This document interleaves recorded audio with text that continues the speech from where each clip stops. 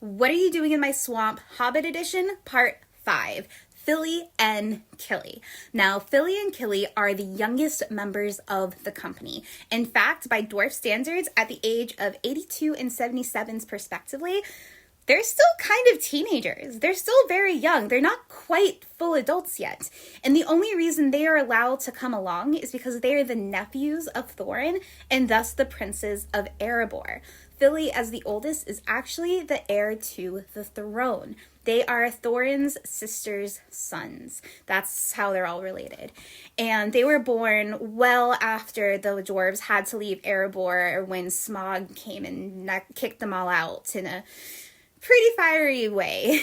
So they want to see where their ancestral homeland came from, as well as reclaiming their home and bringing pride back to their people, because they've been regulated to simple blacksmiths and miners and the dredges and lower society than the specialists that they were, making jewelry and toys and all this amazing stuff prior. So that's why they're able to go.